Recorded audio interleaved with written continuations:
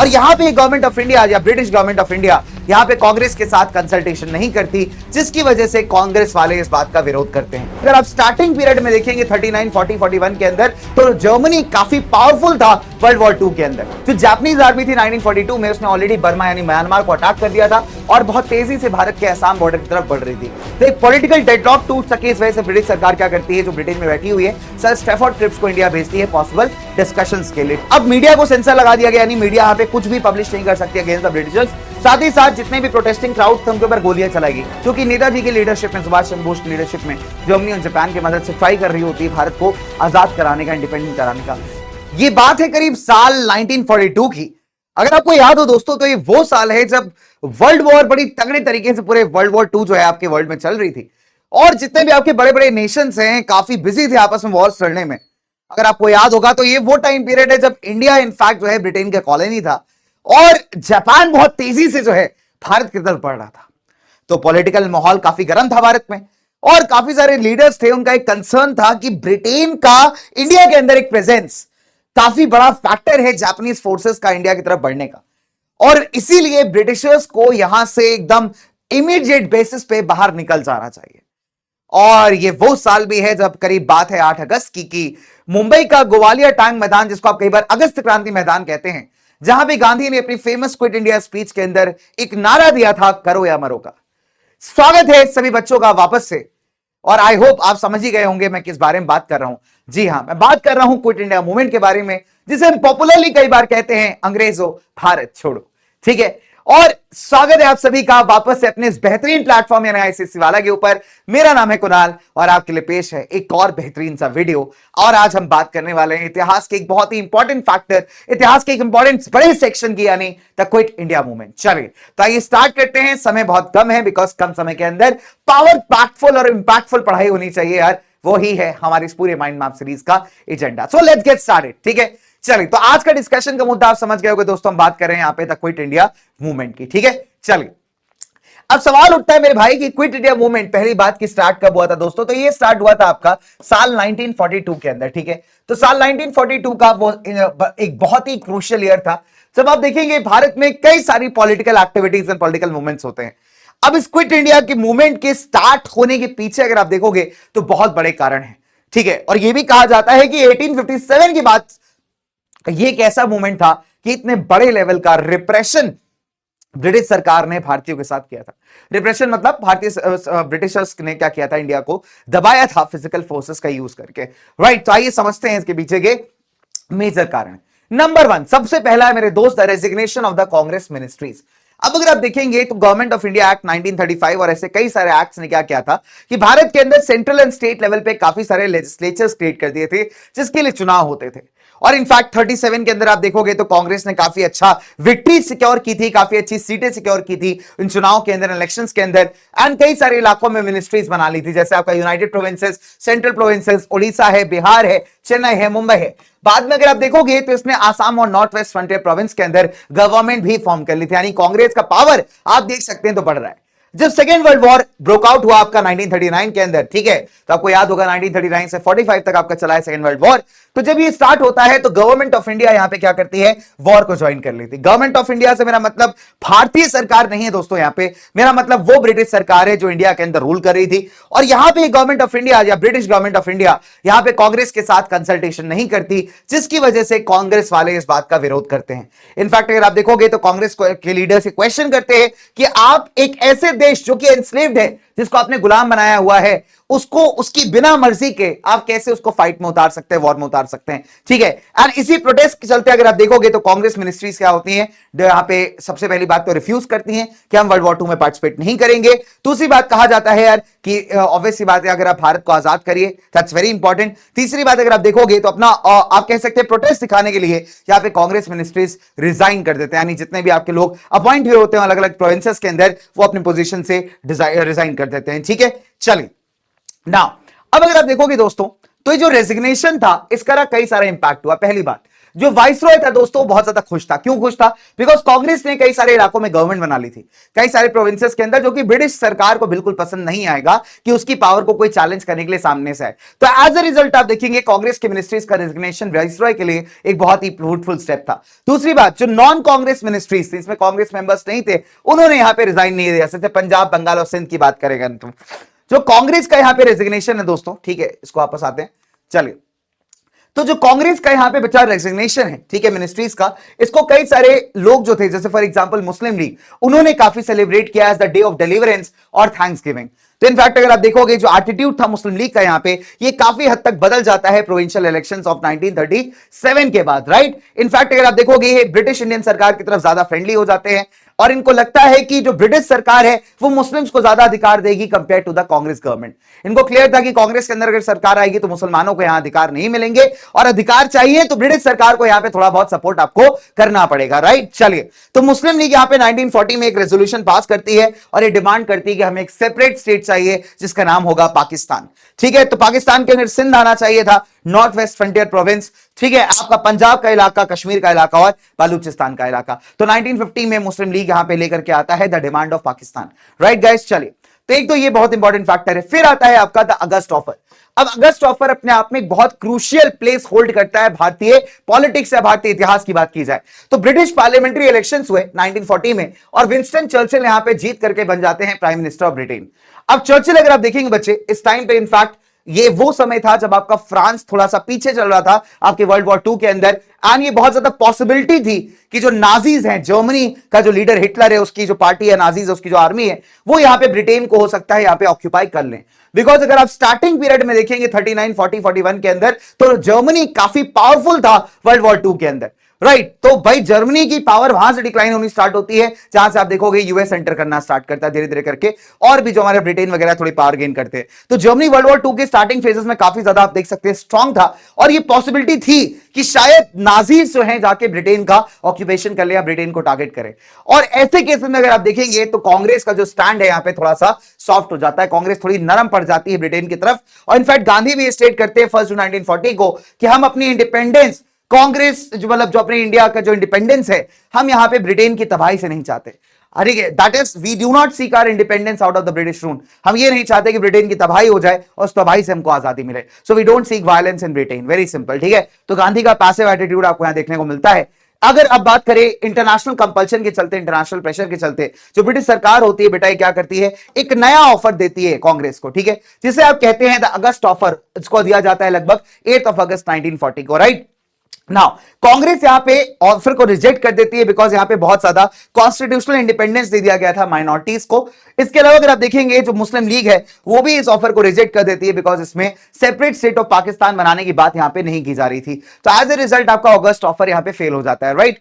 अब इसके अलावा अगर हम बात करें और कौन से कॉजेस थे that led to the launch of the quit India movement, तो सबसे इंपॉर्टेंट कॉज आता है आपका क्रिप्स मिशन। तो दोस्तों मैंने आपको बताया था कि जापानीज आर्मी बहुत तेजी से अपने कदम बढ़ा रही थी इंडिया की तरफ। उसका रीजन था कि यहां पे उनका एनिमी ब्रिटेन बैठा हुआ था, राइट। तो अगर आप देखोगे जब जापानीज आर्मी यहां पे quickly towards Indian part advance करना स्टार्ट करती है, इंडियन बॉर्डर्स की तरफ एडवांस करना स्टार्ट करती है, तो सरकार क्या करती है, सर स्टैफोर्ड क्रिप्स को इंडिया भेजती है अपना इंडियंस का सपोर्ट सिक्योर करने के लिए। बिकॉज बिना इंडियन के सपोर्ट के आप देखोगे दोस्तों तो यहां पे जापान को डिफीट करके अपने एरियाज को सिक्योर करना बहुत मुश्किल था। तो एक पॉलिटिकल डेडलॉक टूट सके इस वजह से ब्रिटिश सरकार क्या करती है, जो ब्रिटेन में बैठी हुई है, सर स्टैफोर्ड क्रिप्स को इंडिया भेजती है पॉसिबल डिस्कशंस के लिए, ठीक है, जिसको हम क्रिप्स मिशन के नाम से जानते हैं। अब क्रिप्स मिशन ने कुछ बातें यहां पे प्रपोज की थी। नंबर 1, डोमिनियन स्टेटस देने की बात की गई थी, एक बार वॉर खत्म हो जाए तो आपको डोमिनियन स्टेटस दे दिया जाएगा। दूसरी बार ये कहा कि कॉन्स्टिट्यूएंट असेंबली सेटअप की जाएगी जिसके अंदर क्या होंगे, मेंबर्स इलेक्टेड बाय द जो लोअर हाउस है आपका इंडियन लेजिस्लेचर का वो होंगे, एंड साथ ही साथ आप देखोगे रिप्रेजेंटेटिव्स होने वाले हैं प्रिंसली स्टेट्स के, ठीक है, जिनको कौन नॉमिनेट करेंगे, हमारे रूलर्स। तो this has to be the composition of the constituent assembly. अब अगर आप देखोगे दोस्तों यहां पे तो formation of the federation of British India and the Indian states, तो उन्होंने कहा कि एक हम फेडरेशन बनाएंगे ब्रिटिश इंडिया और इंडियन स्टेट्स को मिला करके, और प्रोविंसेस के पास जो आपकी प्रिंसली स्टेट्स या प्रोविंसेस है, ठीक है, उनके पास एक चॉइस होगी कि इस फेडरेशन को या इस इंडियन यूनियन को ज्वाइन करने का या ना ज्वाइन करने का। अगर ये नहीं चाहते इंडियन यूनियन को ज्वाइन करना तो ऐसे केसेस में अपना खुद का कॉन्स्टिट्यूशन बना सकते हैं और इनको स्टेटस इंडियन यूनियन के बराबर ही दिया जाएगा, ठीक है। साथ ही साथ अगर आप देखोगे कि तो कुछ कॉन्स्टिट्यूशनल प्रोविजंस लाए जाएंगे जिससे कि आपके माइनॉरिटीज या जो रिलेशन रेशियल मतलब जो स्किन कलर के बेसिस पे भेदभाव होता था कई सारे लोगों के साथ, या रिलीजन के बेसिस पे या कास्ट के बेसिस पे, तो ऐसी माइनॉरिटीज को यहां पे प्रोटेक्शन दिया जाएगा। वर्ल्ड वॉर के टाइम पे जो वाइसरॉय है बेटा, उसके पास कंप्लीट कंट्रोल होगा आपके डिफेंस ऑफ द कंट्री का, यानी जो डिफेंस है कंप्लीटली वाइसरॉय कंट्रोल करेंगे। एक बार वॉर ओवर हो जाती है तो जो इंडियन सरकार है वो अपने हिसाब से डिफेंस को ऑर्गेनाइज कर पाएगी। तो ये कुछ रिकमेंडेशंस थे हमारे क्रिप्स मिशन के। अब पॉइंट क्या होता है दोस्तों की क्रिप्स मिशन यहां पे फेल कर जाता है, उसका क्या रीजन था? देखिए इस मिशन को अगर आप देखेंगे दोस्तों कहीं ना कहीं तो किसी भी पॉलिटिकल पार्टी ने ज्यादातर इंडिया में एक्सेप्ट नहीं किया। इसके कुछ कारण है। नंबर वन, इसने यहां पे कंप्लीट इंडिपेंडेंस देने की बात नहीं की। दूसरी बात, जो मुस्लिम लीग थी उसने प्रपोजल्स को इसलिए रिजेक्ट कर दिया बिकॉज इन्होंने एक सेपरेट पाकिस्तान बनाने की बात नहीं की। इन्होंने ये नहीं कहा कि हम एक सेपरेट स्टेट दे देंगे मुस्लिम्स को। तीसरी बात, हिंदू महासभा ने इसलिए रिजेक्ट कर दिया बिकॉज उनको लगा कि इनसे जो हो सकता है कि भाई देश का पार्टीशन हो जाएगा, जो कि बिल्कुल करेक्ट फेयर है। अगर हर कोई अपना अलग अलग कॉन्स्टिट्यूशन लेकर के चलेगा तो यूनाइटेड इंडिया तो कहीं रह ही नहीं गया ना दोस्त। तो देश के पार्टीशन ना हो जाए, देश का बंटवारा ना हो जाए, इसी बात को लेकर के हिंदू महासभा ने इस बात को रिजेक्ट किया। इसके अलावा अगर आप देखोगे कुछ और भी माइनॉरिटीज थे, सिक्स, एंग्लो इंडियंस, क्रिश्चियंस, दलित लीडर्स, इन सब ने यहां पे टर्म्स एंड कंडीशंस को एक्सेप्ट करने से मना कर दिया बिकॉज इनको लगता था कि इनके इंटरेस्ट यहां पे सेफगार्ड नहीं हो रहे। कांग्रेस की बात करें तो कांग्रेस ने जो non accession of the provinces है इसके प्रिंसिपल को यहां पे कंप्लीटली रिजेक्ट कर दिया। ठीक है, तो ये चाहती थी इसके अलावा कि जितने भी सब्जेक्ट्स हैं इंपॉर्टेंट, चाहे वो डिफेंस ही क्यों ना हो, वो सारे के सारे इंडियन गवर्नमेंट के हाथ में ही होना चाहिए। ठीक है, और ये जो प्रोविंसेस वाला था कि प्रोविंसेस इंडिपेंडेंट घूमेंगे, इनका खुद का कॉन्स्टिट्यूशन होगा, तो इस बात को भी कांग्रेस यहां पे अप्रूवल नहीं देती है। राइट, चलिए आगे बात करते हैं ना। अब आती है हमारी जापानीज थ्रेट। तो जापानीज थ्रेट एक बहुत ही इमीडिएट थ्रेट बना था, एक तरीके से आप कह सकते हो, क्विट इंडिया को लॉन्च करने के लिए। जो जापानीज आर्मी थी 1942 में, उसने ऑलरेडी बर्मा यानी म्यांमार को अटैक कर दिया था और बहुत तेजी से भारत के असम बॉर्डर की तरफ बढ़ रही थी। अब गांधी को यह लगा कि ब्रिटेन की यहां पे प्रेजेंस होने की वजह से क्या हो रहा है, ये जापानीज ट्रूप्स इंडिया की तरफ इन्वाइट हो रहे हैं और हमारे देश को इन्वेड कर सकते हैं, अटैक कर सकते हैं। राइट, तो ऐसे में बहुत सारे लीडर्स को लगा कि ब्रिटिशर्स को फोर्स करना जरूरी है, कोई इंडिया को इमीडिएट इफेक्ट से छोड़ के चले जाएं, है ना। और इसी वजह से आप देखोगे यहां पे क्विट इंडिया मूवमेंट को लॉन्च कर दिया जाता है, asking the Britishers to leave the country immediately, कि इमीडिएटली जो है आप कंट्री को छोड़ के चले जाइए। Let's talk about the final quit India resolution या द मूवमेंट। अब ऑल इंडिया जो कांग्रेस कमेटी है बेटा, मुंबई में 8 अगस्त 1942 को ये मीटअप करती है। ठीक है, एंड साथ ही साथ यहां पे क्विट इंडिया रेजोल्यूशन या मूवमेंट आपका पास हो जाता है, जिसको हम लोग वार्धा के अंदर अडॉप्ट करने वाले थे इन द ईयर जुलाई 1942 में। ठीक है, चलिए अब मूवमेंट के स्टार्ट होने से पहले क्या होता है, सरकार बड़ी एक्टिव होती है और गांधी और कई सारे पॉलिटिकल लीडर्स को यहां पे अरेस्ट कर लेती है। साथ ही साथ अगर आप देखोगे तो कांग्रेस को यहां पे लीगल घोषित कर दिया जाता है। अब इसी के खिलाफ आप देखेंगे तो कई सारे जगह स्ट्राइक्स, डेमोन्स्ट्रेशंस ऑर्गेनाइज होते हैं all over the country.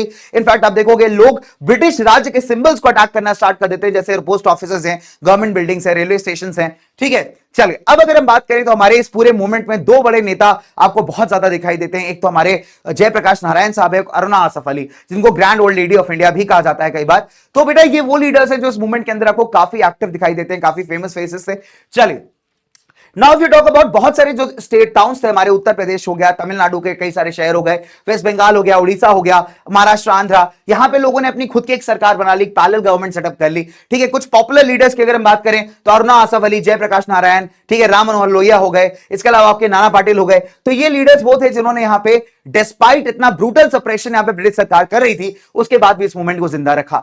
Government का यार यहां पे सिंपल मुद्दा था कि यार अपने को मूवमेंट को क्रश करना है, किसी भी तरीके से इस मूवमेंट को फैलने नहीं देना। ठीक है, अब मीडिया को सेंसर लगा दिया गया, यानी मीडिया यहां पे कुछ भी पब्लिश नहीं कर सकती अगेंस्ट द ब्रिटिशर्स।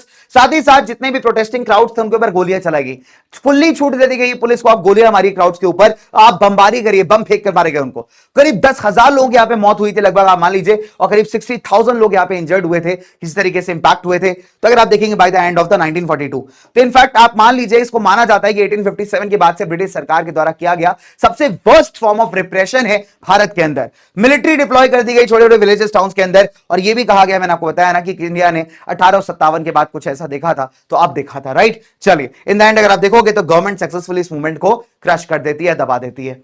अब इसका इंपैक्ट क्या हुआ, इसका फाइनल इंपैक्ट क्या देखने को मिलता है? देखिए इसका पहला इंपैक्ट यह था कि मूवमेंट बहुत छोटा था, लेकिन इसने लोगों के अंदर एक एबिलिटी डेवलप कर दी किसकी, स्ट्रगल और सैक्रिफाइस करने की। ये बहुत क्लियर हो गया कि ब्रिटिश बहुत लंबे समय तक भारत को रूल नहीं कर पाएंगे। तीसरी बात, जो मूवमेंट था उसने मास सरप्राइजिंग यानी लोगों का एक बड़े लेवल पे पार्टिसिपेशन को यहां पे दिखा करके लेके आया है। ठीक है, एक बड़े लेवल का पार्टिसिपेशन आप देखने को मिलता है, अलग अलग क्लास, सोसाइटी, क्रीड, जेंडर के लोग यहां पे पार्टिसिपेट कर रहे हैं मूवमेंट के अंदर। So it was a very mass movement, all India level का मूवमेंट था। और सबसे इंपॉर्टेंट दोस्तों की क्विट इंडिया मूवमेंट ने यहां पे कांग्रेस की पोजीशन को काफी स्ट्रेंथ कर दिया। ठीक है, सोशलिस्ट पार्टी के अगर हम बात करें, ठीक है, सोशलिस्ट पार्टी के जो लीडर थे जयप्रकाश नारायण, एक लेजेंडरी फिगर बन गए। एंड इनफैक्ट अगर आप देखोगे अंडरग्राउंड फॉर्म में पार्टीज अभी भी कंटिन्यू करती रही।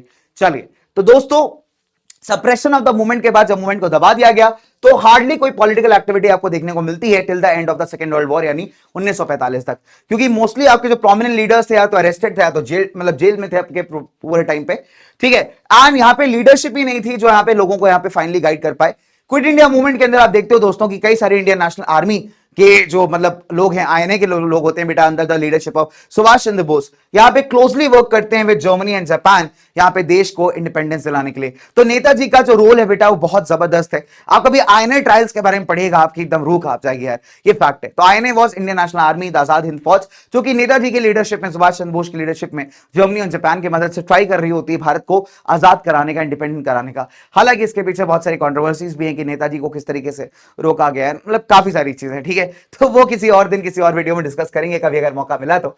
फिलहाल बच्चों यहां पे ओवर होता है हमारा दैट इज अ क्यूट सा प्यारा सा mind map of the quit India movement, ठीक है। चलिए अब आपके लिए यहां पे एक छोटा सा सवाल है, जैसे मैं हमेशा देता हूं, बस बच्चों का नाम नहीं जाना, थोड़ा सा भूल जा रहा हूं यार मैं, है ना, तो भूल नहीं जा रहा हूं। इनफैक्ट बच्चों मैं देख रहा हूं कई सारे बच्चे आंसर्स करते हैं, ठीक है, बट आपका नाम को लेकर के आऊंगा नेक्स्ट टाइम से, एकदम रिमाइंडर लगा लिया है भाई कि बच्चों का नाम लेकर के आना है, बच्चों को एकदम हुई हुई देना है, मतलब बढ़िया सा अप्रिसिएशन एंड शाउट आउट, ठीक है। चल तो क्वेश्चन इज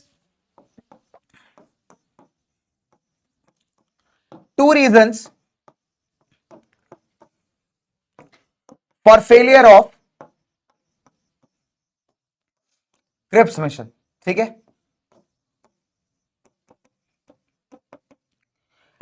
अपने क्रिप्स मिशन के फेलियर के लिए बच्चों यहां पे दो रीजंस मेरे को बताने हैं, ठीक है, very very simple. And with this let's end the topic. Thank you so much guys, बहुत अच्छा लगा आप लोग बच्चों से बात करके। तो देखिए आपको लगता होगा सर 30 मिनट्स में 25 मिनट्स और 20 मिनट्स में क्यों पढ़ाते हो, तो उसका रीजन बहुत सिंपल है बेटा, ये वन शॉट लेक्चर्स नहीं होते, ये माइंड मैप्स है। माइंड मैप्स का क्विक मतलब होता है कि आपको शॉर्ट समराइज्ड नोट्स के साथ, समराइज्ड कंटेंट के साथ आपको यह बताया जाए कि इस टॉपिक का होल आइडिया क्या है, इस टॉपिक का होल स्ट्रक्चर क्या है, इस टॉपिक के अंदर हमने क्या किया है। यही जब हम इसको डिटेल लेक्चर के अंदर पढ़ रहे होते हैं यार, तो हम एक टॉपिक को एलैबोरेट फॉर्म में पढ़ते हैं, सारी बातें लेते हैं, एग्जांपल्स लेते हैं, क्वेश्चंस लेते हैं, बिकॉज वहां समय होता है 1.5 घंटे का, 2 घंटे का। यहां अपने को 20-25 मिनट 30 मिनट के जो माइंड मैप्स हैं, आपको फटाफट से, इनफैक्ट जो बच्चा इनफैक्ट मान लीजिए इस एग्जाम के एक दिन पहले भी पढ़ रहा है ना, तो उसको क्विकली हेल्प करेंगे रिवाइज करने में, जिससे कि इनफैक्ट वो क्या कर पाएगा बेटा, एग्जाम का नैया पार तो लगा ही देगा, ठीक है। चलिए तो इसी के साथ आइए खत्म करते हैं सेशन को। मेरी मुलाकात आपसे होगी इन द नेक्स्ट वीडियो, तब तक के लिए stay happy, stay cool guys, stay amazing. मुलाकात करते हैं in the next video and this is your friend, your mentor, your guide Kunal this side, signing off for this evening, for this video guys, evening, morning, afternoon, जब भी आप देख रहे हो, ठीक है। चलिए तो bye bye everyone, take care and love you, मिलते हैं, बाय।